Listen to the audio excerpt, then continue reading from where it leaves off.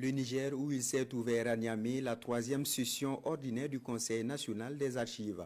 Sous la présidence du secrétaire général du gouvernement, les travaux se tiennent sur le thème « Adoption du règlement intérieur du Conseil national des archives ». Mariama Dakou et Souleymane Boubacar.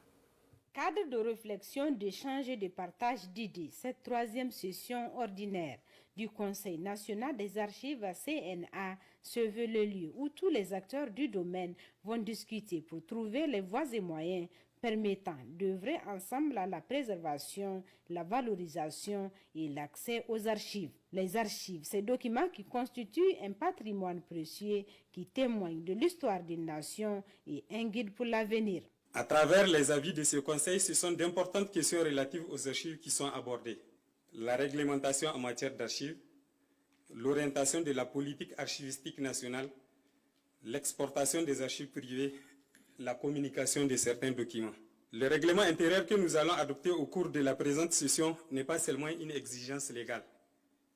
Elle incarne la volonté de renforcer la transparence, l'efficacité et la collaboration au sein de cet organe, lui permettant ainsi de mieux répondre aux défis actuels et futurs. En présidant l'ouverture des assises, le secrétaire général du gouvernement, président du Conseil national des archives, a relevé l'importance d'une telle activité. Aussi a-t-il profité pour lancer un vibrant appel à toutes les parties prenantes pour s'investir afin de permettre à la direction des archives nationales de jouer pleinement son rôle. De nos jours, il n'est un secret pour personne que nos administrations sont confrontées dans tous les domaines à des difficultés réelles quant à la collecte, au traitement, à la conservation et à la communication des archives et de la documentation administrative. Or, aucune administration ne peut fonctionner efficacement sans recourir à sa mémoire, c'est-à-dire le document qu'elle produit ou reçoit dans le cadre de l'exercice de ses missions.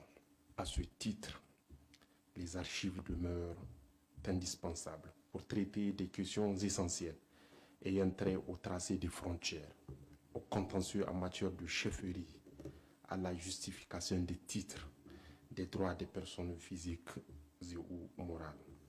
Il y a lieu alors de promouvoir l'archivage des documents administratifs. Aussi, au terme de ces assises de 48 heures, ce sont des recommandations et suggestions fortes qui puissent aider les archives nationales à améliorer leurs prestations qui sont espérées. Le système de traitement du minerai sans mercure du site de Guido dans la commune d'Héréo est officiellement fonctionnel. Ce site de traitement complet est composé d'une source d'énergie, de concasseurs, de broyeurs et des équipements de lavage du minerai.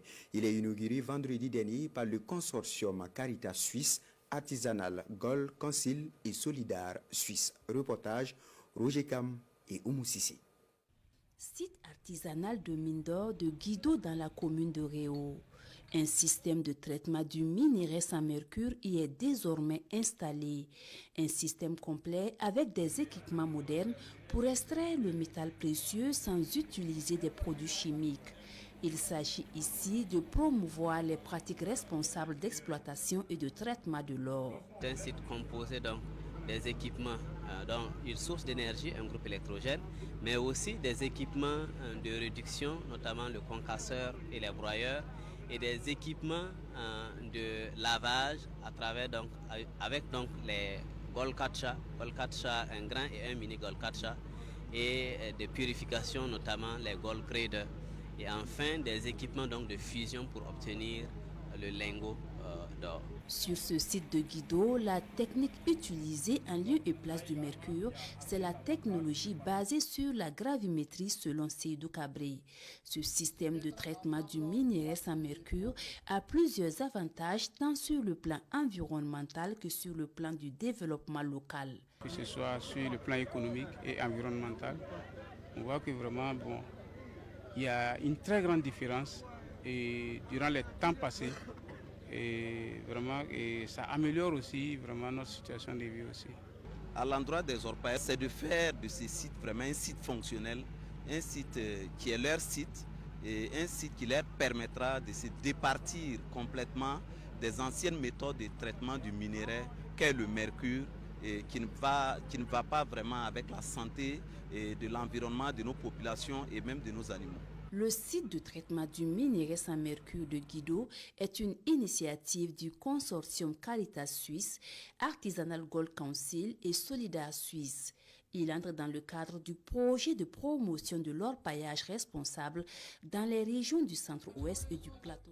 Dans l'actualité également, un incendie est survenu ce dimanche dans le quartier Kalgondé de Ouagadougou vers 13h. L'incendie s'est déclaré dans un magasin de stockage de matériel d'occasion communément appelé France au revoir, comprenant des accessoires de véhicules, des plaques solaires et bien d'autres objets. D'énormes dégâts matériels sont constatés, mais pas de perte en vie humaine. Jacques Lamissa Tarpaga.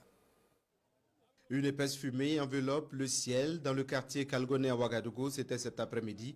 Un incendie s'est produit dans ce magasin de stockage de matériel de seconde main communément appelé France au revoir. Il y avait divers objets, notamment des pneus de voiture, des panneaux solaires, des balles de vêtements. On était assis, dès qu'on voyait la fumée, on s'est approché, regardé. Bon, c'est une cour où on stocke les matériels de France au revoir, des pneus, des matelas et des trucs. On voyait la fumée, donc nous aussi, il y a des boutiques à côté. Donc vraiment, on remercie vraiment les jeunes du quartier qui ont, la première des choses qu'ils ont eu à faire, c'est d'évacuer les matériels dans les boutiques avant que les secours n'arrivent. J'étais à une prière quand les voisins m'ont appelé que ma boutique était sous l'effet des flammes. J'ai aussitôt couru pour venir, mais c'était trop tard. Sapeurs-pompiers et riverains, chacun apporte ici sa touche pour stopper le feu. L'incendie est finalement maîtrisé. Mais jusque-là, les sapeurs-pompiers venus à la rescousse n'ont pas pu identifier la source du départ du feu. Tant qu'il n'y aura pas eu une expertise scientifique, nous ne pouvons à cette heure-là être formels sur l'origine exacte en fait, de l'incendie. Nous avons des dégâts assez importants parce que rappelons que c'est un magasin de stockage de produits de matériel divers. Rappelons, nous sommes en mesure, nous sommes dans un milieu urbain, voilà, et en zone d'habitation. Voilà, donc logiquement, ces gens d'activité ne devraient pas se mener. Donc c'est demander aux usagers, aux Burkinabés, de respecter les normes d'incendie en vigueur en fait, là, dans les textes de notre pays. En plus du magasin, épicentre de l'incendie, ce sont environ 4 boutiques à proximité qui sont touchées par les flammes.